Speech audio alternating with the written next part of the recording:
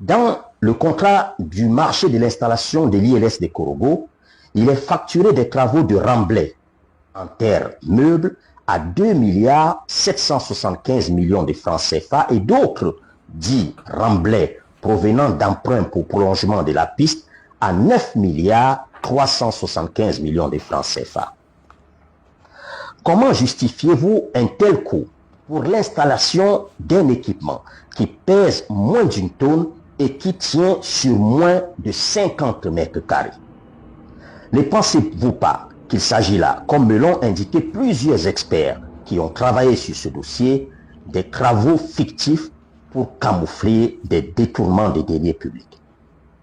5. Je me suis discrètement rendu à Korogo il y a quelques semaines pour me faire présenter ces différents travaux, notamment ceux des remblais pour l'installation de l'ILS. Si on a pu me montrer les différents terrassements pour les travaux du marché de la rénovation de l'aéroport, il n'a pas été possible pour les responsables des travaux rencontrés sur place de nous montrer spécifiquement des travaux de terrassement dans le cadre de l'installation de l'ILS qui ait pu coûter 12 milliards de francs CFA comme cela est facturé. Pensez-vous avoir été abusé par le prestataire ou êtes-vous le co-auteur de ce qui apparaît clairement comme de la surfacturation par des pratiques de travaux fictifs dans le but de gonfler la facture? 6. Dans le devis de l'entreprise Ebomaf, il est facturé 1 milliard 850 millions de francs CFA au titre de installation générale des chantiers et des services généraux de l'entreprise, y compris amener et repli du matériel. Fin de citation. Or, il se trouve que ce marché de l'installation des ILS est un marché supplémentaire, un marché additionnel pour la même entreprise qui était supposée être déjà installée sur l'aéroport de Korogo.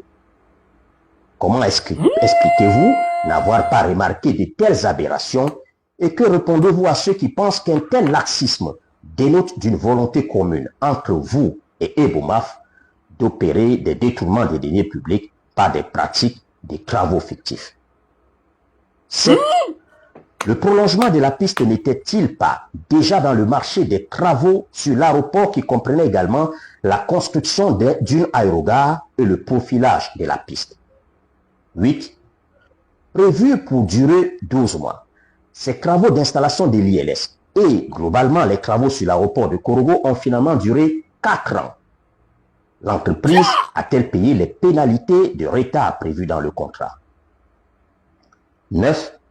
Il ressort des documents en notre possession que depuis 20 ans, l'OACI, l'Organisation internationale pour l'aviation et l'Autorité de la navigation aérienne des États-Unis, FAA, ont recommandé l'utilisation des systèmes de navigation satellitaire jugés plus fiables que l'ILS. Étiez-vous au courant de cela? 10.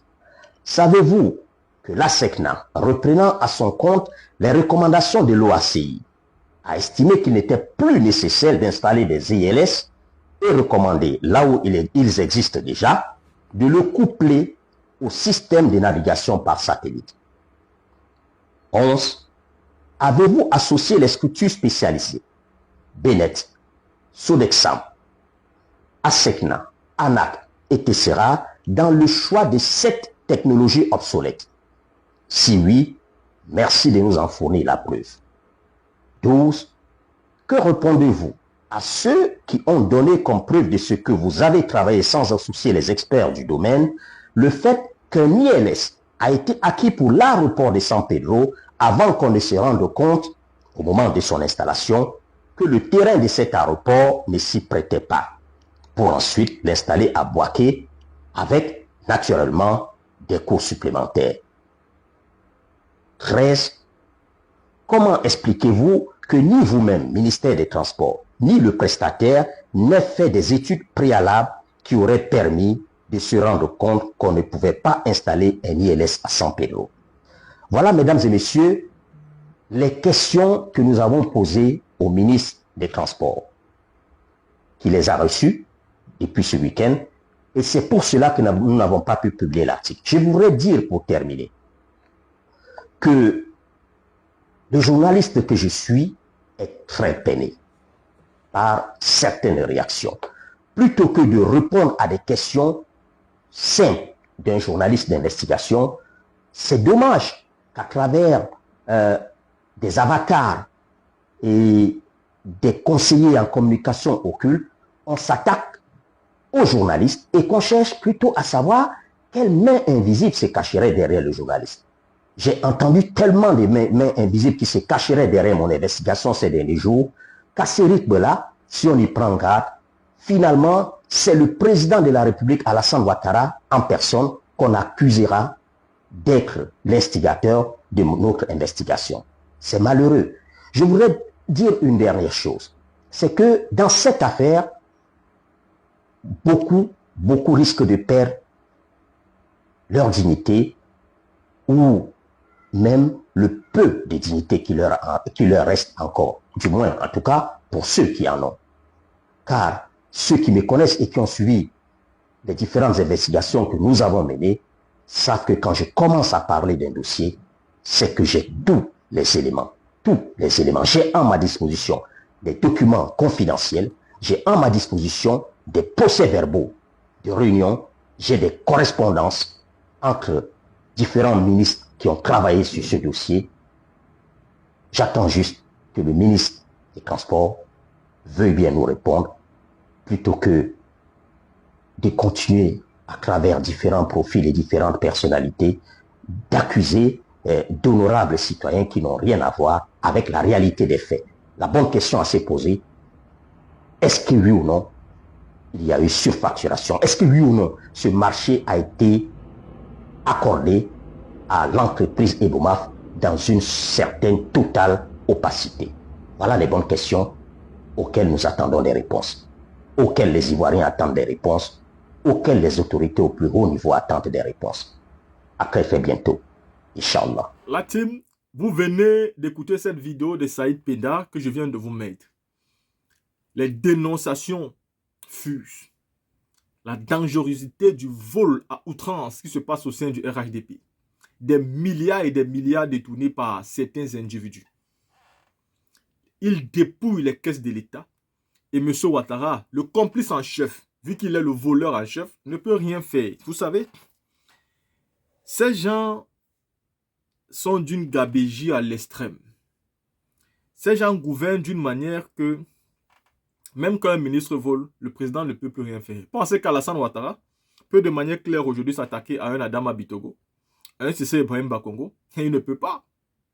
Il ne peut pas. Financièrement, ce sont des personnes qui sont assises. Ce sont des personnes qui peuvent nuire à sa vie, et il le sait. Il le sait très bien. Donc, il a même du mal aujourd'hui à les condamner, surtout que ceux-ci ont des secrets sur sa propre personne.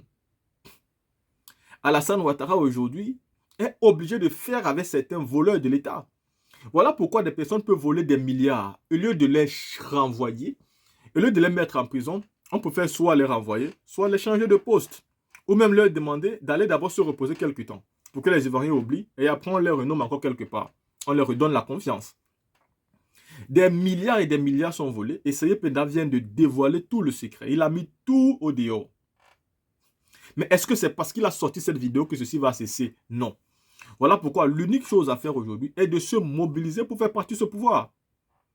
Est-ce que Ouattara sera à mesure de se défendre demain quand on fouillera ce compte pour voir s'il n'a pas volé de l'argent? Détournement de fonds publics, est-ce que Ouattara ne va pas tomber? Le président Laurent Gbagbo a été attaqué par rapport au détournement de fonds publics. À la CPI, on a fouillé tous ses comptes. S'il avait même un centime dans tous les comptes en Europe, à l'international, on n'a rien trouvé.